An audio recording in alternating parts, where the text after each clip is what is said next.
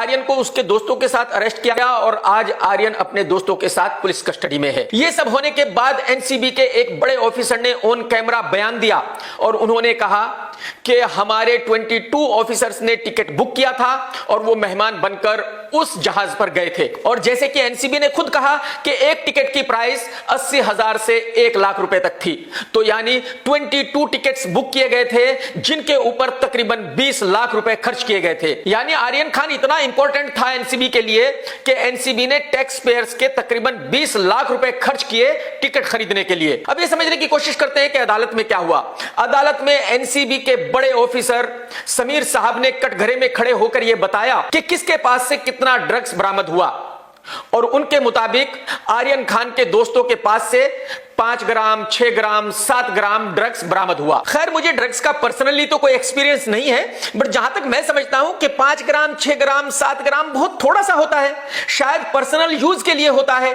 और मेरे ख्याल में पर्सनल यूज के लिए अगर किसी के पास ड्रग्स मिलता है तो यह बेलेबल ऑफेंस है। लेकिन यहां बहुत ज्यादा इंपॉर्टेंट बात यह है कि समीर साहब ने खुद कहा कि आर्यन के पास से कोई ड्रग्स बरामद नहीं हुआ और जो आर्यन की मेडिकल रिपोर्ट है उसमें भी यह साबित हो गया है कि आर्यन ने ड्रग्स यूज नहीं किया था। तो जब एनसीबी खुद कहती है कि आर्यन के पास से कोई ड्रग्स बरामद ही नहीं हुआ और ना ही उसने ड्रग्स यूज किया था, तो फिर आर्यन को अरेस्ट क्यों किया गया?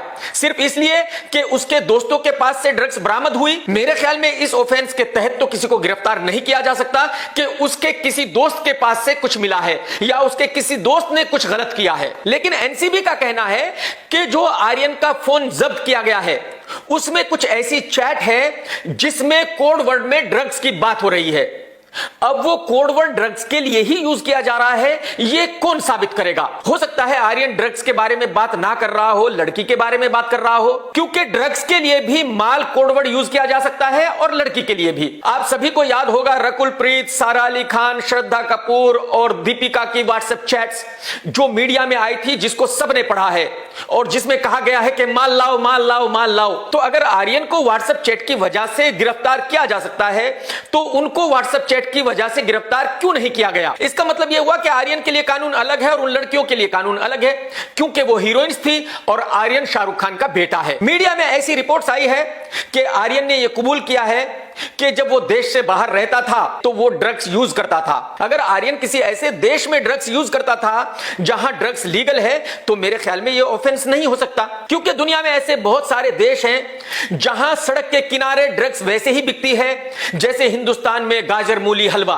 तो अगर किसी ने ऐसे किसी देश में ड्रग यूज की है तो वो कोई क्राइम नहीं है, क्योंकि अगर किसी ने साउथ अफ्रीका में बैटिंग की है जहां बैटिंग लीगल है तो उसको हिंदुस्तान में अरेस्ट नहीं किया जा सकता कि उसने साउथ अफ्रीका में बैटिंग की है। खैर आगे चलते हैं। तो अब आर्यन अपने दोस्तों के साथ 5 दिन जेल में रहेगा, यानी 5 दिन 100% कंफर्म है। अगर 5 दिन के बाद पुलिस कस्टडी बढ़ा दी गई या जेल भेज दिया गया तो वो अलग से। तो चलिए जी, हम एनसीबी की बात मान लेते हैं कि भाई आर्यन के दोस्तों के पास से ड्रग्स बरामद हुआ, आर्यन का जो फोन में चैट मिला है उसमें ड्रग्स की बात हो रही थी और आर्यन ने एक क्राइम किया है। उन्होंने किया है या नहीं किया है इसको छोड़ देते हैं, हम एनसीबी की बात मान लेते हैं कि भाई ये एक क्राइम है। लेकिन मैं अब आपको याद दिलाना चाहता हूं कि कॉमेडियन भारती और उसके हस्बैंड को भी एनसीबी ने अरेस्ट किया था और उनके घर से ड्रग्स बरामद भी हुआ था और उन दोनों ने अपने बयान में यह कबूल भी किया था कि हां उन्होंने ड्रग्स यूज किया है। लेकिन जब उन दोनों हस्बैंड वाइफ को अदालत में पेश किया गया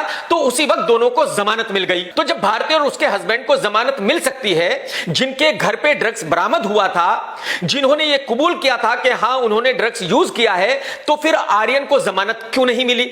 जिसके पास से ना ड्रग्स बरामद हुआ, ना उसकी मेडिकल रिपोर्ट में ऐसा आया कि उसने ड्रग्स यूज किया है। तो यहां फिर यह साबित हो गया है कि भारतीय और उसके हस्बैंड के लिए कानून अलग है और शाहरुख खान के बेटे आर्यन के लिए कानून अलग है, क्योंकि भारतीय एक छोटी कॉमेडियन है और आर्यन शाहरुख खान का बेटा है। अब इसके आगे चलते हैं। एनसीबी के एक बड़े ऑफिसर ने ऑन कैमरा यह बयान दिया कि 22 ऑफिसर उस जहाज पर एंटर हुए थे, वो मेहमानों में घुल मिल गए थे और मेहमानों को यह पता ही नहीं था कि ये एनसीबी ऑफिसर्स हैं। और जब जहाज निकलने ही वाला था उसी वक्त एनसीबी के ऑफिसर्स ने छापा मार दिया था और तकरीबन 1000 आदमी थे, उन सब की तलाशी ली और उन 1000 लोगों में से इन 8 लोगों को हिरासत में लिया गया। अब मेरा सवाल यह है कि भाई ऑफिसर सिर्फ 22 थे और तकरीबन 1000 मेहमान थे, तो अगर सबकी तलाशी ली गई थी, सबसे पूछताछ की गई थी, तो मेरे ख्याल में कम से कम 30-40 घंटे लगते थे। तो फिर आधे घंटे में, 1 घंटे में ही ये सारी कार्रवाई पूरी कैसे हो गई थी? खैर, इसके उलट आर्यन खान के वकील का ऑन कैमरा बयान यह है कि एनसीबी के ऑफिसर जहाज के बाहर ही वेट कर रहे थे और जब आर्यन खान अपने दोस्तों के साथ वहां गया और जहाज में एंट्री से पहले ही इनको हिरासत में ले लिया गया और फिर एनसीबी के ऑफिस लाया गया। तो इसका मतलब यह है कि एनसीबी को पूरा यकीन था कि बाकी के तकरीबन 1000 लोग बिल्कुल शरीफ थे, एकदम अच्छे इंसान थे और उनमें से किसी के पास भी ड्रग्स नहीं हो सकती थी। बस अगर ड्रग्स हो सकती थी तो सिर्फ इन 8 लोगों के पास ही हो सकती थी। अगर कोई गलत काम कर सकता था तो वो सिर्फ ये 8 लोग ही थे। तो इसका मतलब यह हुआ कि एनसीबी के 22 ऑफिसर्स वहां गए थे सिर्फ आर्यन और उसके दोस्तों की तलाशी लेने के लिए और ये चेक करने के लिए कि ये ड्रग्स यूज तो नहीं कर रहे हैं। अब मैं यहां ये नहीं कह सकता कि कौन सच बोल रहा है, कौन झूठ बोल रहा है। अगर एनसीबी के किसी बड़े ऑफिसर ने यह बयान दिया है तो मैं इसको सच ही मानूंगा, क्योंकि हम एनसीबी के ऑफिसर्स पे पूरा भरोसा करते हैं। और अगर आर्यन के वकील ने ऑन कैमरा यह बयान दिया है तो मैं उसको भी झूठ नहीं कह सकता। तो अगर आर्यन का वकील झूठ बोल रहा है तो एनसीबी उस पर कार्रवाई क्यों नहीं कर रही है? और आर्यन के वकील ने यह भी बताया कि भाई जहाज को जाने दिया गया, उन सबको पार्टी करने के लिए अलाउ किया गया, ना ऑर्गेनाइजर्स को अरेस्ट किया गया, ना उनसे कोई पूछताछ की गई और ना बाकी लोगों से कोई पूछताछ की गई। यानी एनसीबी को पूरा यकीन था कि बाकी कोई भी आदमी कोई इलीगल एक्टिविटी उस जहाज पर नहीं कर सकता। खैर, अब वापस आते हैं आर्यन के चैट पर। आर्यन के फोन की चैट कहती है कि भाई वो ड्रग्स की बात करता था कोड वर्ड में। उसके फोन में काफी फोटोज भी मिले हैं जिससे यह साबित होता है कि शायद वो ड्रग्स यूज करता था। अगर सिर्फ इस सबूत के आधार पर आर्यन को अरेस्ट किया जा सकता है तो फिर रणबीर कपूर को भी अरेस्ट किया जाना चाहिए, जिसने खुद ऑन कैमरा ये कहा है कि भाई मुझे ड्रग्स की आदत लग गई थी और बड़ी मुश्किल से मैंने इस आदत को छोड़ा है। तो यानी कि वो भी ड्रग्स लेता था, कितने साल पहले भी लेता हो, उसने भी इलीगल काम किया है, तो उसको भी अरेस्ट किया जाना चाहिए। कंगना दीदी ने भी ऑन कैमरा ये खुद कहा है कि मुझे ड्रग्स की आदत लग गई थी, बड़ी मुश्किल से मैंने उसको छोड़ा। यानी कंगना भी ड्रग्स लेती थी, वो कब लेती थी ये दूसरी बात है। और सिर्फ रणबीर और कंगना ही नहीं, बल्कि बॉलीवुड में ऐसे बहुत लोग हैं जिन्होंने ऑन कैमरा ये कबूल किया है कि वो ड्रग्स लेते थे। तो मेरे ख्याल में उन सभी को अरेस्ट किया जाना चाहिए, क्योंकि कानून सबके लिए बराबर होना चाहिए। देखिए, कानून के आंखों पर पट्टी बंधी है।